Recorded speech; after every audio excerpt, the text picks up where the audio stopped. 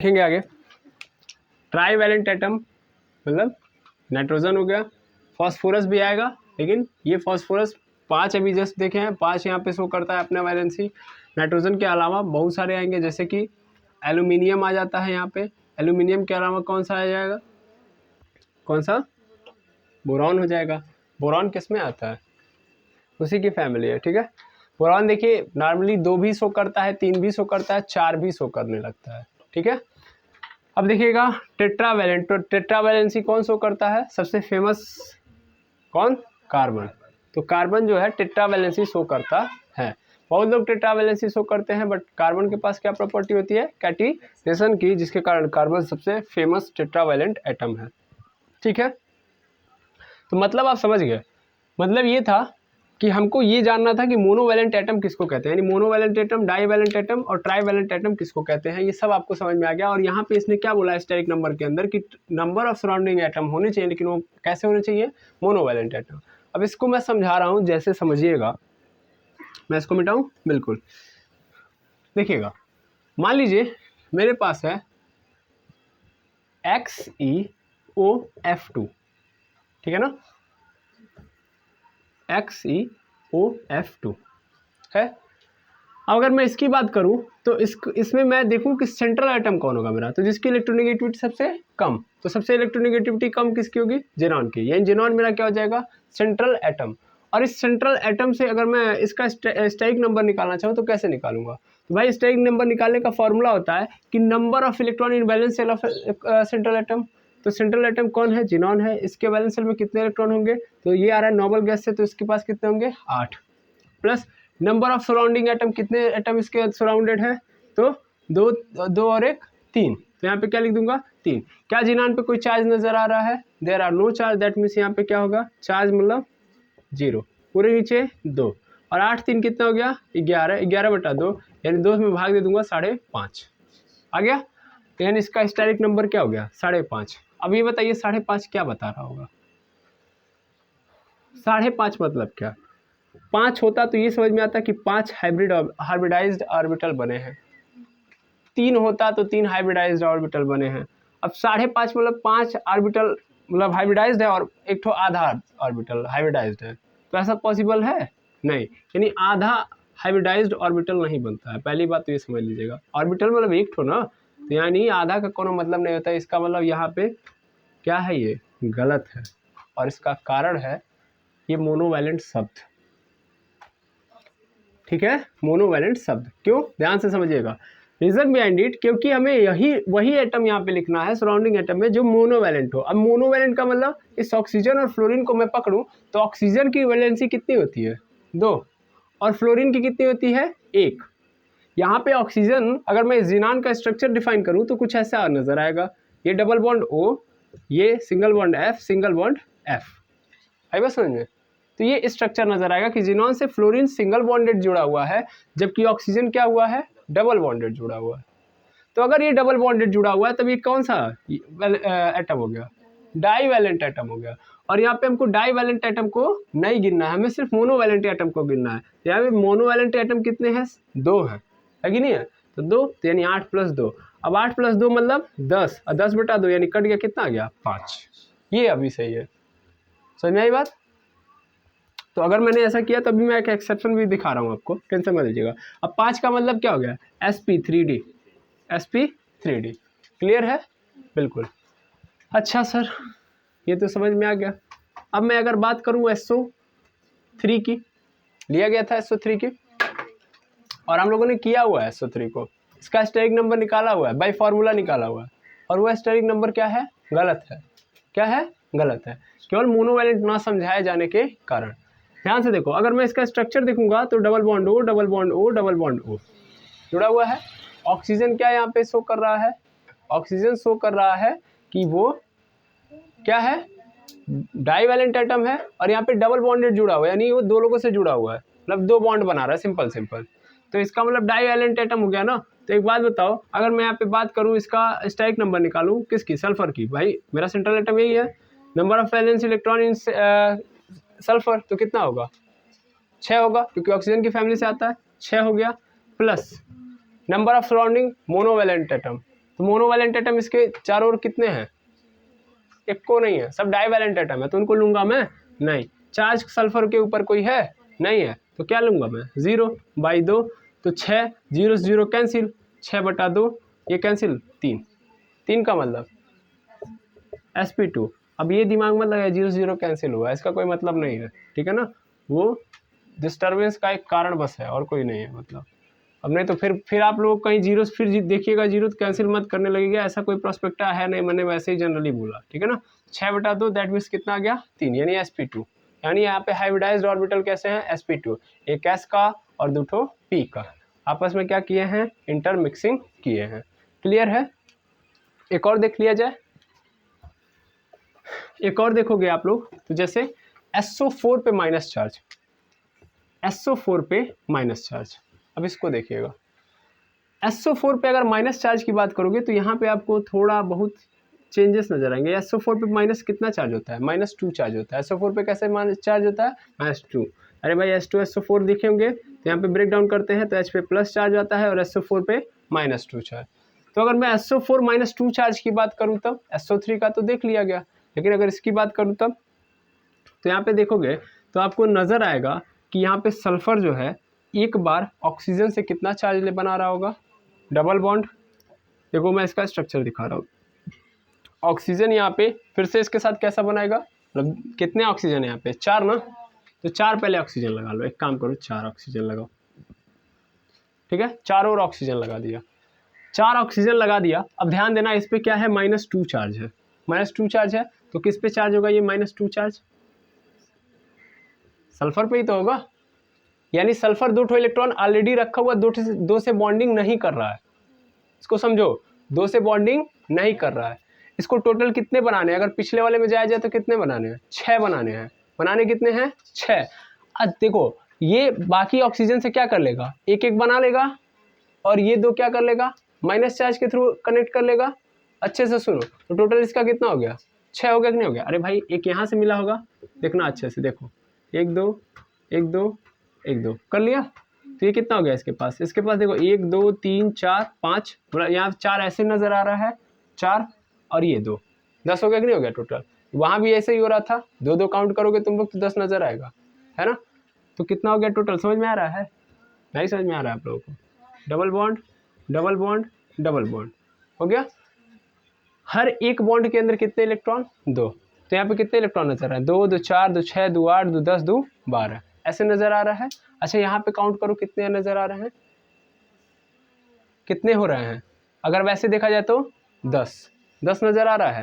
भाई सल्फर को अगर यहाँ पे देखोगे तो हर बॉन्ड के अंदर यहाँ पे 2 इलेक्ट्रॉन, यहाँ पे 2 इलेक्ट्रॉन, यहाँ पे 2 इलेक्ट्रॉन, 2 इलेक्ट्रॉन, अब 2 ये 10 हो गया। ये दो और किसी से जुड़ेगा तो 12 बनाएगा कि नहीं बनाएगा? बनाएगा ना। अब ऐसे देखा जाए तो यहाँ पे 2, यहाँ पे 2 और यहाँ पे 2, टोटल कितना हो गया? 6 इलेक्ट्रॉन हो गए, है ना। और यहाँ भी वैसे ही हो रहा है, देखो 2 1 4 ये और 2 इसका। फिर से मैं समझाऊं, थोड़ा और सिंपल समझना। जब एक बॉन्ड बनाता है एक एटम तो पूरा उसी का नहीं होता है, उसका तो आधा होता है ना।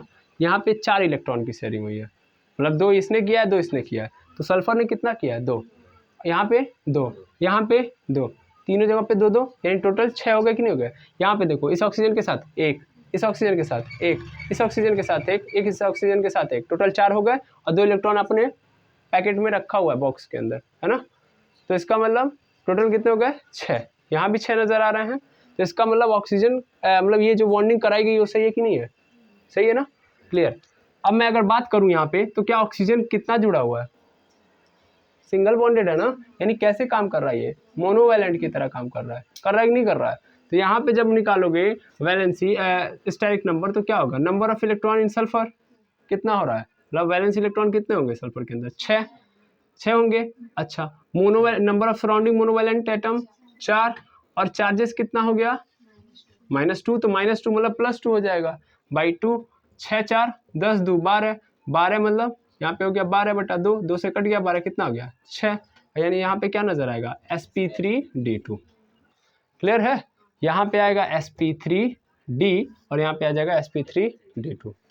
क्लियर है बात? ये थोड़ा सा आपके लिए क्या होगा? कंफ्यूजिंग होगा, मिस्टीरियस होगा, लेकिन मिस्टीरियस नहीं बनाइएगा, क्योंकि जब ये क्या करेगा, इसको जुड़ना है ना, ये आयन के फॉर्म में है। किसके फॉर्म में है? आयन के फॉर्म में। जब माइनस चार्ज लगे तो आयन के फॉर्म में, इसका मतलब जाके किसी से कनेक्ट होगा, तो कनेक्ट होगा तो फिर इसकी चीज़ें क्या हो जाएंगी, आपस में जुड़ जाएंगे। ठीक है, क्लियर है बात? आई होप इतनी बात समझ में आ गई होगी। चलिए ठीक है, और देख लीजिए जिनॉन F4 अगर लिख दिया गया तब जिनॉन F4 का मतलब यहाँ पे देखिएगा, जिनॉन चारों ओर क्या कर लेगा, FF लगा लेगा, लगा लिया। तो यहाँ पे जिनॉन का देखा जाए स्टैटिक नंबर, तो स्टैटिक नंबर हम कैसे निकालेंगे? Static number, number of valence electron in central atom, तो कितना होगा 8। कितना चारों ओर है मोनोवैलेंट? 6। और यहाँ पे फिर देखेंगे, सॉरी 4 है, सॉरी 4 है। चार्ज कितना है 0, कोई मतलब नहीं, हटा दो। यहाँ पे 2, 8 4 12/2 कट गया, कितना आ गया 6। 6 मतलब sp3d2 हो गया। आई होप पे पूरा का पूरा क्लियर हो गया होगा। ठीक है, और देखा जाए, और अगर हम देखेंगे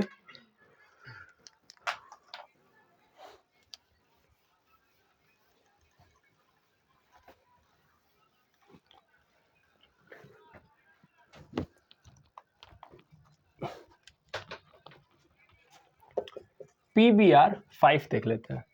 PBr5 का देखेंगे तो सेम टू सेम PCl5 की तरह है, ठीक है ना। अगर मैं इसमें से एक कम करूंगा तो कितना हो जाएगा, PBr4 पे प्लस चार्ज, और एक माइनस करूंगा तो PBr5 सॉरी एक मतलब एक ऐड कर देता हूँ PBr में, PBr6 पे माइनस चार्ज। ये सब आपके लिए कॉमन चीज़ें हैं, आप समझ लेंगे।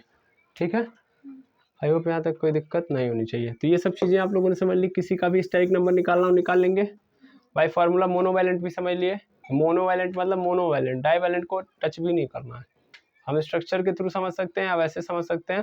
देखो मैंने यहाँ पे ना SO4 का जब बताया तो यहाँ पे बताया ये कि देखो यार ऑक्सीजन यहाँ पे सिंगल बॉन्डेड है ना, तो इसीलिए मतलब सेंट्रल एटम से कैसे कनेक्ट है, सिंपल बात ये है भाई। मोनोवैलेंट एटम हम क्या लिखे हैं, नंबर ऑफ, इसको समझो, नंबर ऑफ सराउंडिंग एटम किसके, ऑफ सेंट्रल एटम, है कि नहीं है। और वो कैसा होना चाहिए, सराउंडिंग मोनोवैलेंट एटम होना चाहिए, किसके, सराउंडिंग सेंट्रल एटम के। यानी कहीं ना कहीं ये बोल रहा है कि ऐसा मोनोवैलेंट एटम होना चाहिए जो सेंट्रल एटम से सिंगल बॉन्डेड हो। यानी ऐसे, इसका मैं पूरा लाइन का एक सीधा मतलब लिखूं कि ऐसा एटम जो सेंट्रल एटम से सिंगल बॉन्ड से जुड़ा हो, सिंगल बॉन्ड से जुड़ा हो। यहाँ पे कहने का अर्थ ये है, समझ में आ रहा है ना, सेंट्रल एटम से कैसे जुड़ा ये इंपॉर्टेंट है भाई। वैसे मोनोवैलेंट एटम का मतलब तो सबने समझ लिया कि भाई सिंगल बॉन्ड बनाना चाहिए नहीं, वो करना चाहिए। डाईवैलेंट का मतलब 2 करना चाहिए। अभी ऑक्सीजन की स्थिति देखोगे तो यहाँ से तुम लोगों को क्या नजर आएगा, अगर बिना समझे इसको करूँ तो क्या नजर आएगा मुझे, इसके वैलेंस शेल के अंदर कितने इलेक्ट्रॉन, 6। भाई कितने सराउंडिंग एटम है, 4। नहीं ले सकते ना, ऑक्सीजन तो डाईवैलेंट होता है, हम उसको लेंगे नहीं लेंगे। चार्ज कितना है, 2 है, तो माइनस मतलब माइनस में चार्ज है तो इसका मतलब प्लस में 2 लेंगे। भाई 2, 6 2 8/2 काट देंगे, कितना आ जाएगा 4। और 4 का मतलब यहाँ से आप तुरंत बोल देंगे sp3d, सॉरी sp3 हो गया कि नहीं हो गया। लेकिन केस क्या है यहाँ पे कि ऑक्सीजन जो है इस सल्फर के साथ कैसे जुड़ा हुआ है, तो सिंगल बॉन्डेड जुड़ा है। इसका मतलब यहाँ से क्लियर हो गया कि वो मोनोवैलेंट की तरह काम कर रहा है। समझ रही बात। अदरवाइज क्या है, ऑक्सीजन डाईवैलेंट है। तो आई होप ये कॉन्सेप्ट क्लियर हो गया होगा, है ना, सबका हो गया। ठीक है, अब एक बात ये समझते हैं कि जैसे हम लोगों ने देखा था शुरुआत वाले में कि लोन पेयर इलेक्ट्रॉन, है ना, हम लोगों ने स्टेरिक नंबर निकाल लिया। तो अभी हम ये चेक करेंगे, अभी हमारा जो नेक्स्ट टॉपिक है इसी के अंदर, कि कैसे हम LP निकालें। यानी किसी एटम के पास अगर मान लीजिए उस एटम ने किसी के साथ बॉन्डिंग किया है, यानी एक मॉलिक्यूल्स के फॉर्म में कन्वर्टेड है, यानी एक एटम है और वो क्या बनाया हुआ है, मॉलिक्यूल। देखो तो एक एटम जो मॉलिक्यूल बनाता है उसी को हम लोग सेंट्रल एटम बोलते हैं, जो मॉलिक्यूल फॉर्म करता है, जिसकी वजह से मॉलिक्यूल का फॉर्मेशन होता है, वही मेरा सेंट्रल एटम कहलाता है। अब एक एटम मॉलिक्यूल के फॉर्म में चला गया है तो मैं ये चेक करूंगा कि सेंट्रल एटम के पास कितना LP है। समझ में आई बात। स्टैग नंबर तो चेक कर लिया, अब स्टैग नंबर जब तुमको चेक करने आ गया तो फिर LP भी चेक कर सकते हो। सर ये तो हम लोगों ने पहले वाले केस में देखा है कि भाई ऑब्जर्वेशन हम लोगों ने देखा ही है ना। लेकिन अभी हम स्टेरिक नंबर का यूज करके, यानी पहले हम लोन पेयर का यूज करके स्टेरिक नंबर निकालते थे, है ना। फॉर्मूले वाले में हम स्ट्रक्चर वाले में हम लोगों ने यूज किया था, नंबर ऑफ सिग्मा बॉन्ड और plus lone pair of electron, number of lone pair of electron, कितने लोन पेयर ऑफ इलेक्ट्रॉन उसके पास प्रेजेंट है, यही किया था। अभी हम लोग क्या करेंगे, अभी सिंपल स्टेरिक नंबर का यूज करेंगे और लोन पेयर निकालेंगे। देखो कैसे, जैसे मान लो इसको निकालने का तरीका मैं बता रहा हूँ, number of lone pair electron, ठीक है ना। तो इसका तरीका है कि स्टेरिक नंबर निकालो एटम का और उसमें से माइनस कर दो, सराउंडिंग एटम को। ध्यान से सुनना है, मैंने क्या बोला, सराउंडिंग एटम को। स्टेरिक नंबर निकालो और उसमें से माइनस क्या कर दो, सराउंडिंग एटम को, यानी उसके चारों जो एटम हैं उनको माइनस कर दो। अब यहाँ पे अच्छे से देखो, कहीं मैंने मोनोवैलेंट डाइवैलेंट की बात नहीं की है। इसका मतलब हमें माइनस करना है तो वो सेंट्रल एटम के बाद जितने बच रहे हैं वो सबके सबको माइनस कर देना है। ये सेंट्रल एटम से जितने जुड़े हैं, चाहे वो ट्राईवैलेंट हो, चाहे टेट्रावैलेंट हो, चाहे पेंटावैलेंट हो, हेक्सावैलेंट हो, हेप्टावैलेंट हो, कोनोवैलेंट हो, आएगा समझ में, हमें क्या कर देना है, माइनस कर देना है, ठीक है। अब जैसे एग्जाम्पल भी देख लो, जैसे मैं जीनॉन को देख रहा हूँ, जैसे अभी हम लोगों ने जस्ट देखा ये वाला स्ट्रक्चर। अब इस स्ट्रक्चर में हमारा मेन सेंट्रल एटम कौन है, जीनॉन। अगर मैं चेक करना चाहूँ कि number of lone pair of electron of central atom मतलब जीनॉन का, जीनॉन के अंदर मैं lone pair of electron check करना चाह रहा हूँ, तो मैं चेक कर रहा हूँ तो देख रहूँगा, तो जीनॉन का स्टेरिक नंबर कितना था, मतलब इस पूरे में जीनॉन का स्टेरिक नंबर कितना आया था, याद करिए। अभी जस्ट आप लोगों ने देखा है भाई, नंबर ऑफ वैलेंस कितने हैं इसके पास, 6 कि 8 है, 8 है, 2 ये हो गया, 8 2 10 और 10/2 कितना हो गया, 5 हो गया कि नहीं हो गया, यानी स्टेरिक नंबर कितना हो गया, 5 हो गया। 5 माइनस कितने सराउंडिंग एटम है इसके चारों, 3 है ना, तो 3 माइनस कर दो, 5 में से 3 चला गया कितना, 2। इसका मतलब जेनॉन के पास कितने लोन पेयर ऑफ इलेक्ट्रॉन है, number of lone pair of electron 2, number of lone pair, समझ में आ रहा ना, यानी 2 लोन पेयर का मतलब 4 इलेक्ट्रॉन। अब देख भी लो कैसे, जीनॉन है, जीनॉन का होता कितना है भाई, helium, neon, argon, krypton, xenon, है ना। अब ये कहीं और से नहीं, आप मतलब जेनॉन की प्रॉपर्टी जानना चाहते हो, मुझे पता ही नहीं, भूल गया हूँ, मान लेता हूँ कि एटॉमिक नंबर नहीं पता इसका, ठीक है ना। मैं नियॉन का भी निकाल लूँ, आर्गन का भी निकाल लूँ, तो सिमिलर इसके पास होगा। नियॉन के पास जितने लोन पेयर ऑफ इलेक्ट्रॉन होंगे उतने क्रिप्टॉन के पास होंगे, उतने ही जेनॉन के पास होंगे, उतने हीलियम के पास होंगे, हीलियम के पास भी उतने ही होंगे नहीं। चलो देखो नियॉन वाले केस में देखते हैं हम लोग, नियॉन का कितना होता है 10, 1s2 2s2 2p6, यही है 2p6। अब मैं अगर देखूं तो इसके बैलेंस सेल यही है, बैलेंस सेल तो यही है। अब इसको मैं देखूंगा, देखो अभी जो मैं समझा रहा हूँ ना वो पिछला कॉन्सेप्ट पे बेस्ड है, लेकिन वही चीज़, जब आप एक बार कॉन्सेप्ट भूलेंगे ना तो कुछ पढ़ा दिया जाए आपको सब आप हाँ करेंगे, ठीक है ना। अगर इसके पास देखा जाए वैलेंस सेल के अंदर कितने लोन पेयर ऑफ इलेक्ट्रॉन नजर आ रहे हैं, 4, जबकि जीनॉन के पास कितने हैं, 2। क्यों, क्योंकि नियॉन कभी नहीं बनाता है, आएगा समझ में, पहली बात यहीं पे पकड़ो। हम जेनॉन की प्रॉपर्टी के हिसाब से थोड़ी ना कर देंगे, हम लोगों ने ये पढ़ा हुआ है कि जेनॉन हो गया और क्रिप्टॉन, ये दोनों ऐसे होते हैं जो बात नहीं मानते, बाकी अपना एक सिमिलर लगते हैं कि वो देखो इसके अंदर तो 4 लोन पेयर ऑफ इलेक्ट्रॉन है, लेकिन ये कहीं भी हमारा क्या नहीं नजर आएगा, किसी के साथ बॉन्डिंग करते हुए नजर नहीं आएगा। तो इस आधार पर अगर मैं देखूँ तो जेनॉन का यहाँ पे 2 लिखा गया है लोन पेयर ऑफ इलेक्ट्रॉन, तो वो गलत है ना, वो सही है। क्यों सही है, क्योंकि जेनॉन बॉन्डिंग करता है जबकि ये बॉन्डिंग नहीं करते हैं, इसलिए इनका फुलफिल्ड होगा। और ये बेचारा क्या करेगा, अपने आप को एक्साइटेड स्टेट में ले जाके खाली करवाएगा, और खाली करवाने का मतलब अब अच्छे से समझना, ये कितने लोगों से जुड़ रहा है, 4 लोगों से जुड़ रहा है कि नहीं जुड़ रहा है भाई, ये 4 ठो काम कर रहा है। मतलब अभी जस्ट देखा है तुमने जीनॉन का क्या बोलते हैं इसको, फ्लोरीन के साथ कितना बनाया है, 4। अब अगर अच्छे से समझोगे ना, जीनॉन के पास टोटल कितने हैं, 8। अब ये स्ट्रक्चर से डिफाइन हो जाएगा कैसे, 2 है, देखो 8 है इसके पास, मतलब बाइकोस में 8 होते हैं, 1 2 3 4 5 6 7 8 डाल दिया। अब देखो इस स्ट्रक्चर को देखना, इसने ऑक्सीजन के साथ कितना बनाया हुआ है, मतलब ऑक्सीजन के साथ जुड़ा हुआ, एक ऑक्सीजन के साथ, तो ऑक्सीजन क्या किया होगा, इसके साथ डबल बॉन्डेड जुड़ा होगा, हाँ या ना, बिल्कुल सर।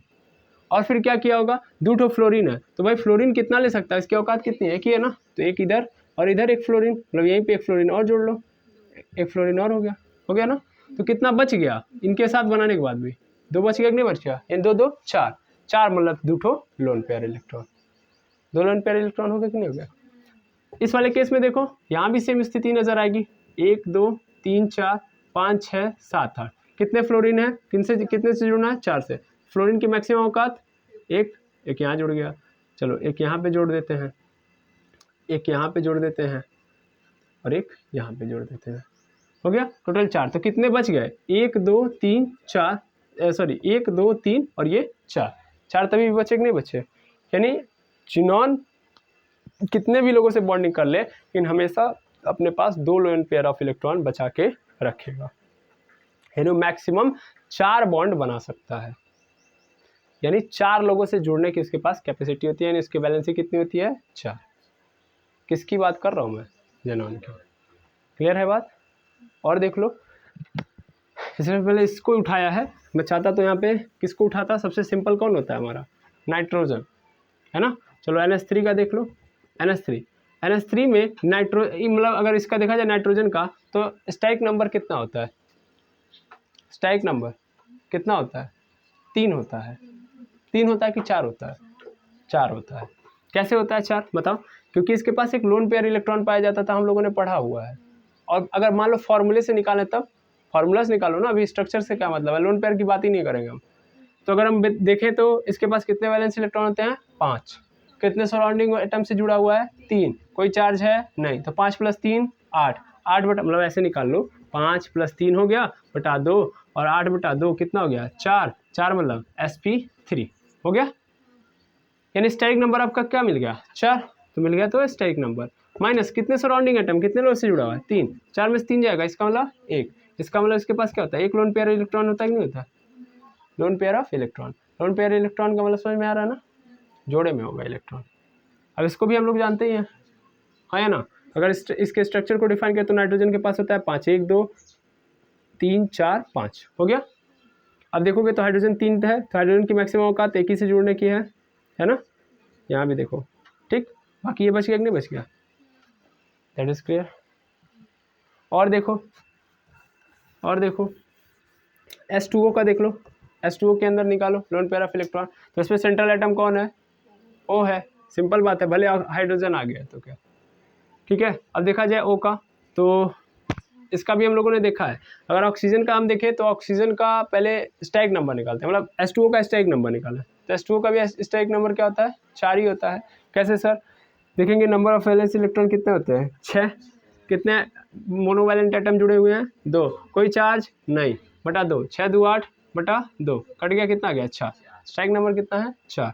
तो यानी मिल गया मुझे स्ट्राइक नंबर 4 मिल गया। माइनस सराउंडिंग एटम कितने इसके, 2। 4 में से 2 जाएगा, कितना बचा, 2। और ऑक्सीजन के पास होते भी कितने हैं, 2। तो लोन पेयर कैसे निकालेंगे, समझ में आ गया। किसी एटम के पास, सेंट्रल एटम के पास देखेंगे लोन पेयर इलेक्ट्रॉन कितने हैं तो बता लेंगे आप। CH4 का देखा जाए, CH4 के पास तो बहुत ज़्यादा होते हैं ना। CH4 का देखा जाए, CH4 का स्टैटिक नंबर कितना होता है, सबसे पहले देखो वैलेंस इलेक्ट्रॉन कितने होते हैं, कितने होते हैं, 4। कार्बन के पास 4 होते हैं, सेंट्रल एटम कार्बन है ना, तो उसके पास होते हैं 4 प्लस कितने मोनोवैलेंट एटम, 4। कोई चार्ज नहीं सर, बटा 2, 4 4 8 2, यानी कितना हो गया यहाँ पे, 4। स्टैटिक नंबर हो गया 4। अब स्टैटिक नंबर 4 है तो फिर सिंपल निकालते हैं, स्टैटिक नंबर लिखते हैं 4 माइनस सराउंडिंग एटम 4, 4 में से 4 गया 0, यानी कार्बन के पास कोई लोन पेयर ऑफ इलेक्ट्रॉन नहीं है। तो आई होप ये बातें क्लियर हो गई होंगी, यस और नो, ठीक। तो आप लोगों ने स्टैटिक नंबर कैसे निकालना ये सीख लिया, लोन पेयर ऑफ इलेक्ट्रॉन कैसे निकालना ये भी सीख लिया, ठीक है। अब हम लोग हाइब्रिडाइजेशन को प्रयास करेंगे इंड करने का, ठीक है। तो हम थोड़ा सा एक चार्ट बनाते हैं जिसमें हम देखते हैं कि अगर मान लीजिए हाइब्रिडाइज्ड ऑर्बिटल बन रहे हैं, इनके दौरान इंटरमिक्सिंग जो हो रही है, तो उस दौरान कौन कौन से ऑर्बिटल किस किस तरीके से इंटरमिक्सड होंगे। ऐसा नहीं कि कुछ बड़ा है, जितना आप पढ़े हैं वही चीज़ है आपके सामने, ठीक है। चलिए देखिएगा,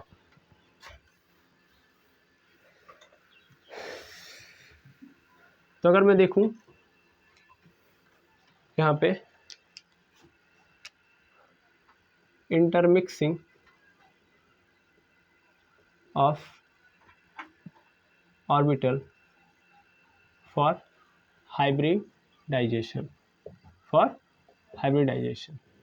तो हाइब्रिडाइजेशन के लिए किस तरीके से इंटरमिक्सिंग होती है किसकी, ऑर्बिटल्स की, इसके बारे में बात करते हैं। जैसे क्या केवल और केवल एस का एस नाम का कोई हाइब्रिडाइज्ड ऑर्बिटल बन सकता है? Only S. किसी का स्ट्राइक नंबर आप लोगों ने एक देखा अभी तक? अरे भाई सिंगल एक ऑर्बिटल कैसे हाइब्रिडाइज्ड हो सकता है? इंटरमिक्सिंग का मतलब मिक्स किया जाएगा, कम से कम तो 2 होने चाहिए, है ना? तो ये बात दिमाग में रखिएगा। तो एक से नहीं होता है, तो यानी sp हाइब्रिडाइज्ड ऑर्बिटल बन जाएगा। अब sp हाइब्रिडाइज्ड ऑर्बिटल का मतलब ये बताइए, s में वैरायटी होती है क्या? s के अंदर कोई वैरायटी नहीं होती है सर। ये नहीं बोल सकते कि s ऐसा होता है, ऐसा होता है, ऐसा होता है, ऐसे होता है। p में वैरायटी होती है, d में वैरायटी होती है, लेकिन s में कोई वैरायटी नहीं होती है। तो इसका मतलब अगर मुझे sp हाइब्रिडाइज्ड ऑर्बिटल बनाना है तो मुझे क्या लेना पड़ेगा? एक s ऑर्बिटल, और p के अंदर तो वैरायटी होती है। p के अंदर कितने?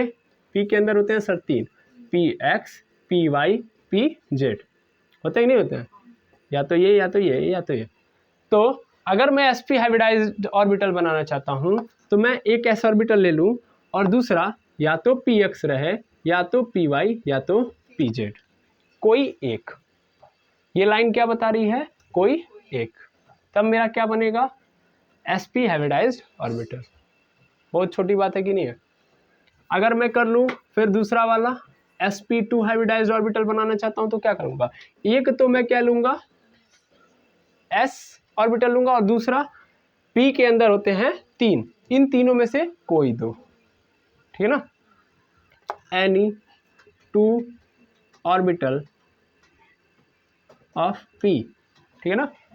p ऑर्बिटल के कोई 2 ऑर्बिटल लेंगे, चाहे वो px py हो, चाहे py pz हो, चाहे px pz हो, ठीक। तीसरे नंबर पे मैं बात करूं तो sp3, यानी अब मैं क्या करूंगा? तो s, एक तो एक ऑर्बिटल s होना चाहिए, दूसरा px होगा, py होगा और pz होगा, यानी तीनों ऑर्बिटल के आएंगे। मतलब p के तीनों आपस में क्या हो जाएंगे? तीनों ऑर्बिटल इंटरमिक्स करने के लिए आएंगे, तब जाके मेरा कौन सा किस टाइप का ऑर्बिटल बनेगा? sp3 hybridised orbital. मेरे पास आ गया sp4 हाइब्रिडाइज्ड ऑर्बिटल। इसका मतलब एक s ऑर्बिटल होना चाहिए, बाकी पहली बात तो 4 नहीं होता है, सॉरी, sp3d होता है ना? तो इसको समझिएगा, sp3d। अब देखो s तो होगा ही होगा, p के तीनों होंगे, यानी px होगा, py होगा प्लस pz होगा। अब d का कौन सा लिया जाए? क्योंकि d के अंदर फिर वैरायटी होती है। d के अंदर तो कितनी होती है? 5 होती है कि नहीं होती है? कौन कौन सा? dxy, dyz और dzx, फिर dz square, dx square, y square, होता है ना? अब इनमें से कौन सा लेंगे? कोई एक? नहीं, कोई एक आप कभी नहीं लेंगे, इन तीनों को नहीं ले सकते आप, या तो ये लोगे या तो ये लोगे,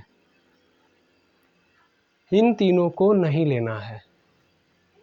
जब भी इंटरमिक्सिंग होगी, यही चीज को आपको समझना है, जब भी इंटरमिक्सिंग होगी, मैं चाह रहा हूं sp3 हाइब्रिडाइज्ड ऑर्बिटल बनाना, ठीक है? तो हमें क्या करना है? sp3 में तो एक s 3p, लेकिन d का केवल dz स्क्वायर या dx स्क्वायर लूंगा मैं, ठीक है? अब देखो कैसे, अगर मान लो मैं d, अभी मैं बता रहा हूं dz स्क्वायर ले रहा हूं, ठीक है ना? तो यहाँ पे ध्यान देना, इन सब का तो शेप डिफाइंड हो जाएगा। देखो सबकी ज्योमेट्री भी डिफाइन करनी है, हम लोग बना रहे हैं तो अभी ज्योमेट्री भी डिफाइन करेंगे, ठीक है? तो होता क्या है कि इन तीनों के केस में एकदम सिंपल चीजें एकदम इजी होती हैं, लेकिन जब भी डी ऑर्बिटल ऐड होता है, स्पेशली डी जेड स्क्वायर वाला जब होगा, तो एक स्पेशल ज्योमेट्री नजर आती है। और वो स्पेशल ज्योमेट्री कैसी होती है? ट्राइगोनल बाई पिरामिडल, ठीक है ना? Trigonal bi pyramidal.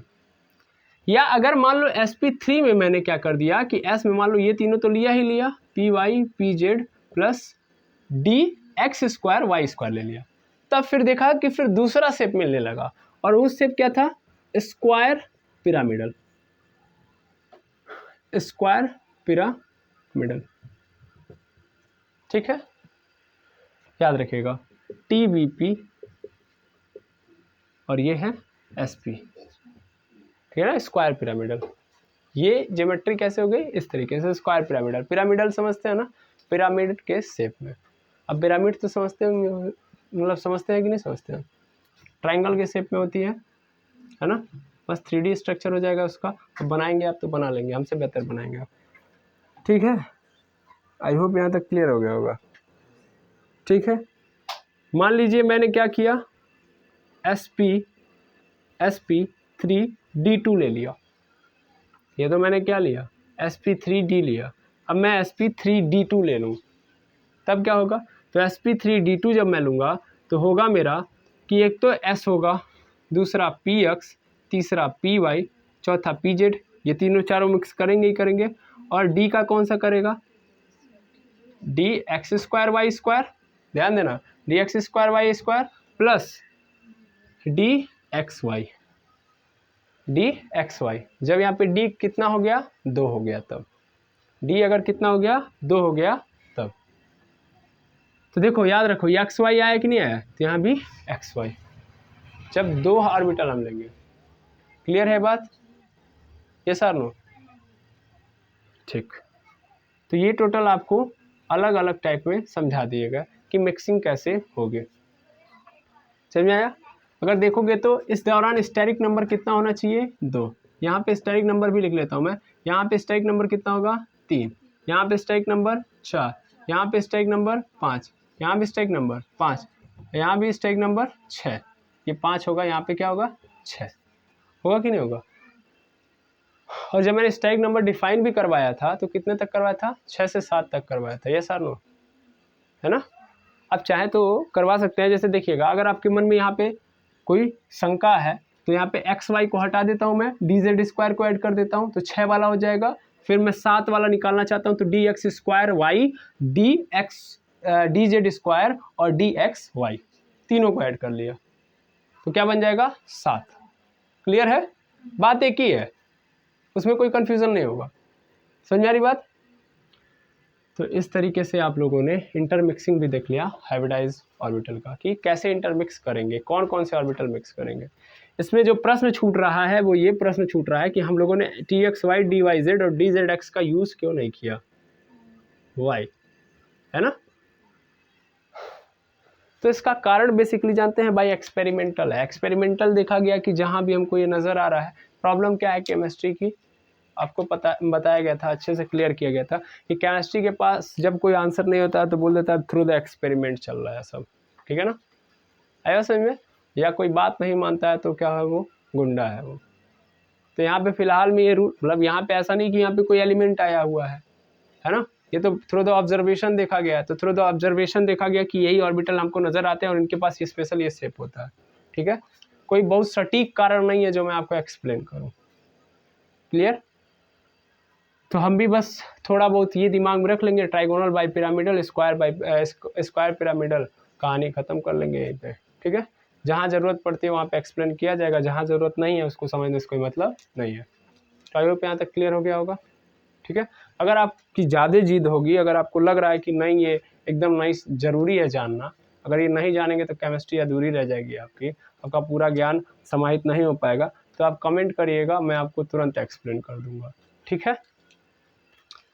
तो आई होप यहाँ तक समझ में आ गया होगा। अब मिलते हैं हम लोग नेक्स्ट वीडियो में, जहाँ पे हम लोग ये देखेंगे कि किस तरीके से किसी की ज्योमेट्री होती है, ठीक है ना, यानी हम उसके ज्योमेट्री की बात कर रहे होंगे, ओके।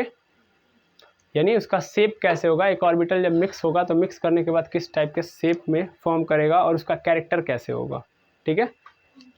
तो ये सब बातें हम लोग नेक्स्ट वीडियो में करेंगे। अगर आपको कोई भी डाउट हो तो यूट्यूब के कमेंट सेक्शन में और टेलीग्राम चैनल पे जहाँ भी आपको ईजी लगे आप बता सकते हैं। और अगर वीडियो के अंदर कोई भी त्रुटि हो, एरर हो, तो आप उसे भी बताएं ताकि हम नेक्स्ट वीडियो में उसे सुधार कर सकें। चाहे आप कभी भी देखिए, आज से 100 साल बाद देखिए, 150 साल बाद देखिए, आप बस एरर को डिफाइन करके दे देंगे तो उस पर पर्सनल एक वीडियो हम बना के दे देंगे उसको डिफाइन करके, ठीक है ना। ये ज़रूरी नहीं कि ये लेक्चर रिकॉर्ड हो गया तो नेक्स्ट लेक्चर आ गया तो अब तो आप एरर पूछ ही नहीं सकते, आप एरर पूछिए तुरंत नया वीडियो बनेगा, ठीक। Thank you very much.